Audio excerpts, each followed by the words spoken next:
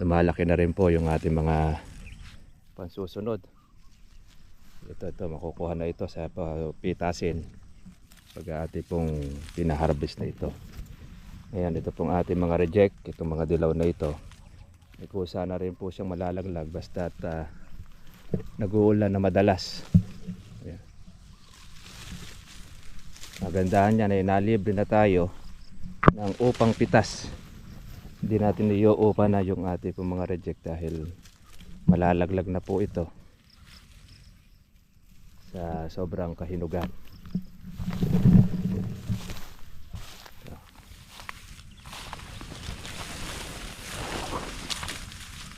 Meron na tayong extra taba. Ganyan lang mga katribe po yung ating ginagawa kapag tayo ay nauuwi sa ating pong farm.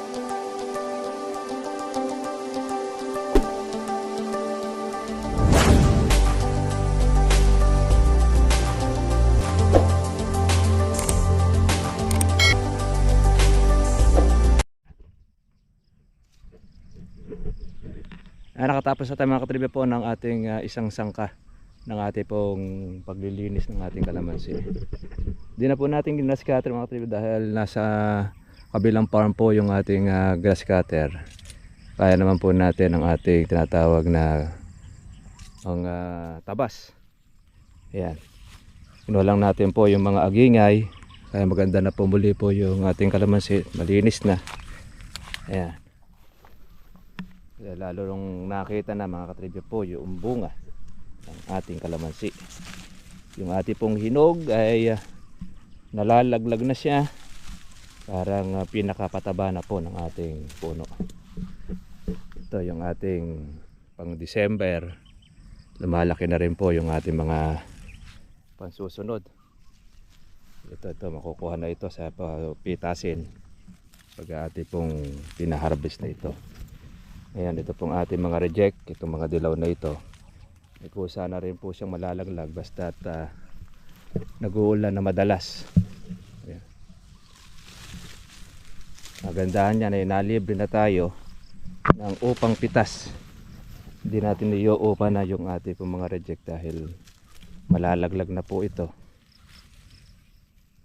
sa sobrang kahinugan.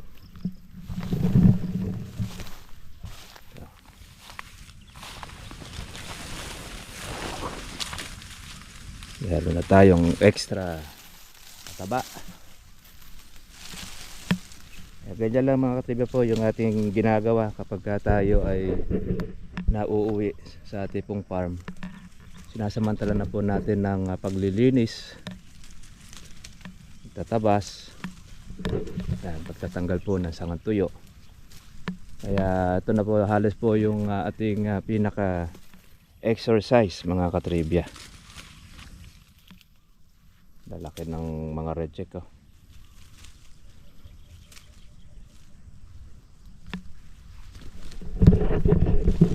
Pawis tayo mga katribya dahil hinawan po natin itong ating kalamansi. Dati po siya ay magubat na, ngayon maganda na po siya ngayong tingnan. Putol na rin tayo ng ating pong mga baging. Nakita na rin po yung ating kalamansi. Ayan.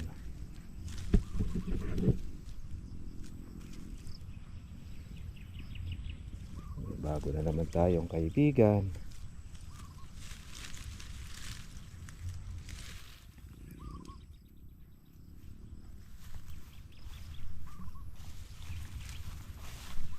Mga berde ang isang punteriya. Yan ang ating mga reject ay kanila pong iniiwan.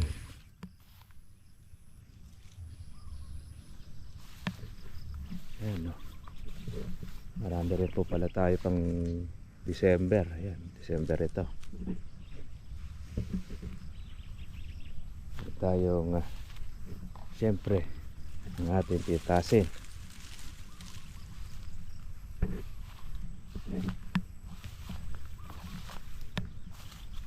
Ito. Yung ka-farmers natin nagtatanong tungkol sa bulutong ng kalamansi. paano raw ba alisin.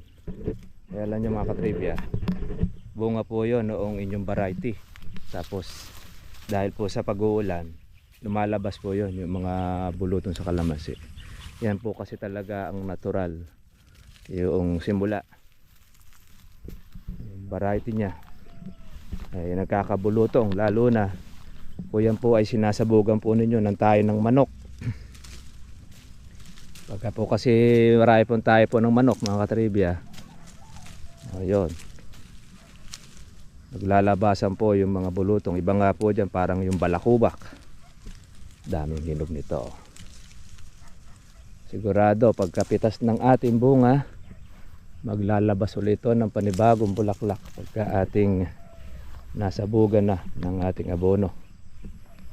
Sa ngayon, di pa po natin ito nilalagyan dahil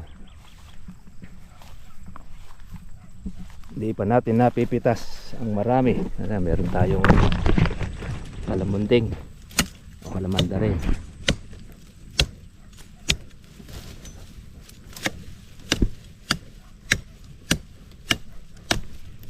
Pagka pinutol po natin ito, susunod yan naman po uli ang tutubo. Kaya yan ang lagi nating babantayan mga katribya. Yan, mga maliliit, putulin nyo na ito.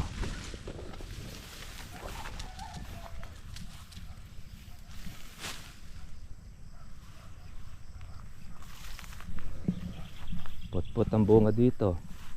Sa gawin na ito wala na marami pang pitasin, pero yung hinog marami. Yan po yung iniwan. Dito naman mas marami po yung mga maliliit. Nakuha na rin po yung mga alanganin.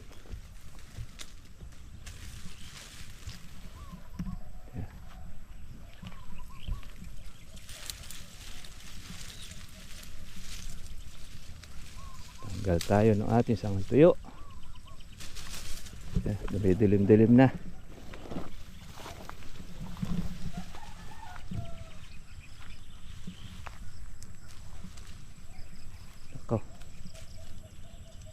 Maginhawa ngayong pitasan dito ng mga kulokoy.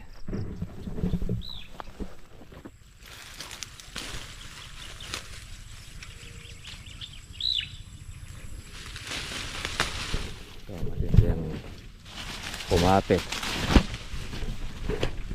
Malakas yung bumalag sa kalamansi. May dagta pa.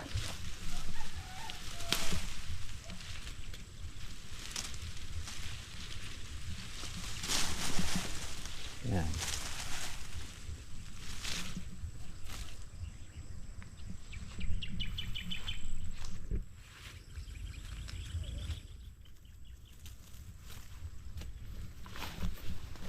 Ganda na pong tingnan. Wala ng ating malinisan. Ayan na. Lumabas na ang kanyang bunga. Saka po yung mga reject. Yan, dami na. Dami rin po mga maliliit. Ay hindi po makukuha ito sa isang pitasan. May maiiwan at maiiwan. Ang kalamansi kasi mga katribya, monthly pwede ka dyan pumitas. Maliban na lamang kung ikaw ay magdi-delay ng bunga. Sa amin kasi tayo ay nagdi-delay, lalo na naghihintay tayo ng maganda pong presyo. Hindi po natin agad-agad pinapipitas. Hinahayaan muna po natin na lumaki ang bunga para mabigat sa timbang. At least po noon, hindi po makakayod pati po yung mga maliliit. Kasi pagka pinapitas po natin siya ng maliliit, malaki ang nawawala sa mga magkakalamansi. Kasi yung malaki katumbas ng 2 hanggang 3 piraso ng mga maliliit. Kaya pinalilintog-lintog po muna namin. Kaya lang, tsatsagain lang po natin mga katribya pong magbantay para hindi kayo masalisihan. Kaya yun po naman ng mahirap kapag magpapalaki ka ng bunga. kasi meron pong kawatan. Pero kung sanay naman na kayo mga katribya, saka meron na kayong alam na pamamaraan, pwede nyo pong palakihin o ipaghintay sa magandang presyo. Ay talagang masusulit ang inyo pong pagpapitas kapag ka po lumaki ang inyong kalamansi. Ayan. Makuha man po yung mga maliliit na bunga, at least mas marami po kayo pang uno, sulit ang inyo pong kalamansi.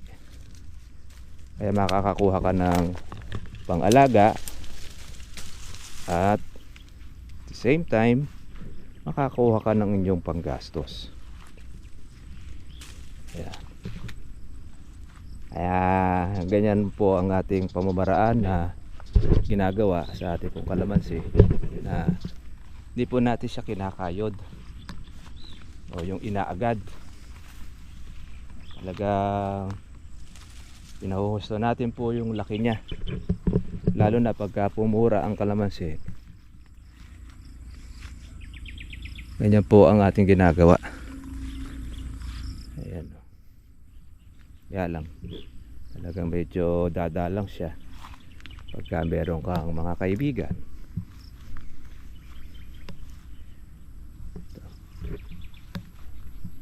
Lalo malaki na rin po yung mga maliliit natin, kaya makukuha na po yung ating pang November. Ayan. Makukuha na po yan, pati yung mga alanganin.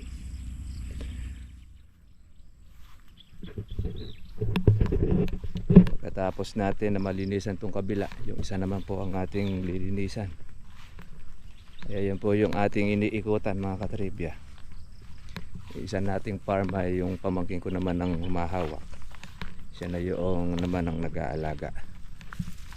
Ito yung ating tinututukan, yung dalawang parsela. Kaya tsaga-tsaga lang mga ka-farmers, malapit na. Tiis-tiis lang muna. At malapit na po tayo magpapitas. Paano mga katribya? Kita-kita na lang po tayo po bukas. Pagod ang araw po natin ngayon para po sa ating pagtatrabaho. Yan po yung parte ng ating pong buhay, pag-aalaga po ng ating kalamansi. Madilim na at kailangan na po nating umuwi. God bless po sa inyo lahat. Bye bye.